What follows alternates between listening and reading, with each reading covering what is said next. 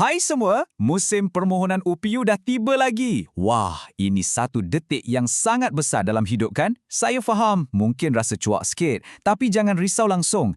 Dalam perkongsian kali ini, kita akan lalui setiap langkah satu persatu supaya anda boleh mohon dengan yakin dan tenang. Mesti rasa teruja, campur dengan debaran sikit kan? Itu normal. Proses UPU ni kalau tengok sekali imbas nampak macam rumit. Tapi percayalah, sebenarnya ia sangat teratur. Jom, kita pecahkan proses ni sama-sama. Okey, kita mulakan sekarang. Okey, perkara pertama dulu. Apa benda sebenarnya UPU ni? Ia singkatan untuk Unit Pusat Universiti. Senang cerita, anggaplah ia macam pintu gerbang utama yang rasmi untuk kita mohon masuk ke semua universiti awam di Malaysia. Semuanya di bawah satu bumbung yang dikendalikan oleh Kementerian Pendidikan Tinggi. Jadi, semua permohonan memang bermula dari sini. Setiap misi perlukan langkah pertama, betul tak? Untuk misi UPU anda, langkah pertama adalah untuk dapatkan kunci bagi membuka portal permohonan. Dan kunci itu tak lain tak bukan ialah nombor PIN UPU. Jadi, kat mana nak dapatkan kunci ajaib ni? Jawapannya mudah dan cuma ada satu tempat saja, Bank Simpanan Nasional ataupun BSN. Ingat dia, hanya dan sahaja di BSN, tak ada tempat lain. Nak beli nombor PIN ni sebenarnya senang sangat. Awak ada 3 pilihan utama. Boleh pergi terus ke kaunter BSN atau guna mana-mana mesin ATM BSN yang berdekatan. Paling senang, beli terus guna perbankan internet BSN dari rumah je. Cuma, kena tahu yang harga PIN ni ada beza sikit bergantung pada kategori awak. Sama ada lepasan SPM, STPM atau yang lain. Okey, kunci dah ada dalam tangan. Sekarang jom kita buka pintu portal permohonan ni dan tengok apa prosesnya. Dah sedia? Jom kita mula. Keseluruhan proses dalam talian ni kita boleh bahagikan kepada 4 langkah mudah je. Pertama, daftar akaun. Kedua, isi semua maklumat yang diperlukan. Ketiga, semak betul-betul dan hantar. Ini langkah kritikal tau. Dan yang keempat, fasa menunggu keputusan. Nampak terurus kan? Untuk langkah 1, pendaftaran. Awak terus je pergi ke portal rasmi UPU online dan cari butang permohonan baharu. Dekat sinilah nombor PIN yang awak beli tadi akan digunakan sekali dengan nombor IC. Pastikan juga ada email yang aktif dan sediakan satu kata laluan yang selamat. Mudah je kan?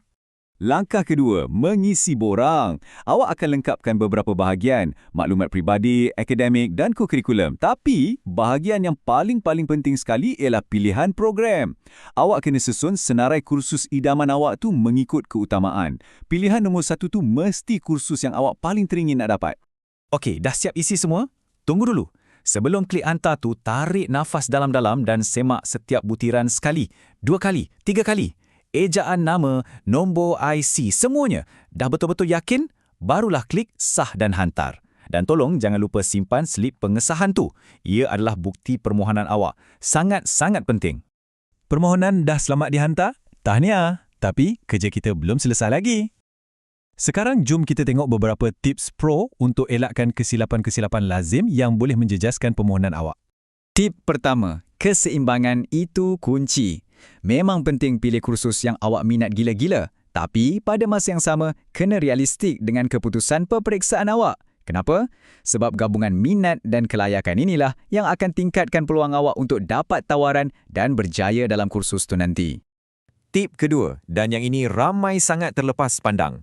Tolong semak syarat khas setiap kursus. Jangan anggap semua sama. Contohnya, kursus kejuruteraan mungkin perlukan kredit dalam subjek fizik atau kursus perakaunan mungkin wajibkan kredit dalam matematik. Jadi, sebelum letak dalam senarai pilihan, pastikan awak betul-betul layak. Dan tip ketiga, ini amalan yang sangat bijak. Simpan salinan semua benda, dokumen, resit dan terutamanya slip pengesahan permohonan UPU awak tu. Buat satu folder khas dalam komputer atau simpan salinan fizikal elok-elok. Percayalah, awak akan berterima kasih pada diri sendiri nanti. Tengok tawaran ni. Ia datang terus dari sumber rujukan kami. Ini bukti yang jelas bahawa awak tak perlu lalui semua ni seorang diri. Ada banyak bantuan di luar sana, jadi jangan segan untuk bertanya atau dapatkan pandangan kedua untuk pastikan pilihan yang awak buat tu adalah yang terbaik.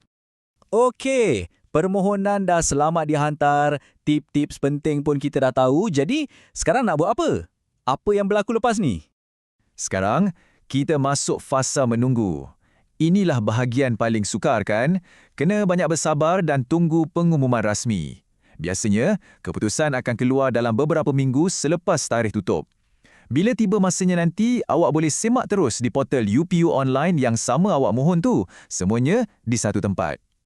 Dengan semua maklumat ni, anda kini dah jauh lebih bersedia. Anda dah buat bahagian anda dengan sebaik mungkin. Sekarang, anda sedang berdiri di garis permulaan satu babak baru dalam hidup. Jadi persoalannya bukan lagi bagaimana nak mohon, tetapi ke mana hala tuju saya selepas ini. Selamat maju jaya dalam perjalanan anda.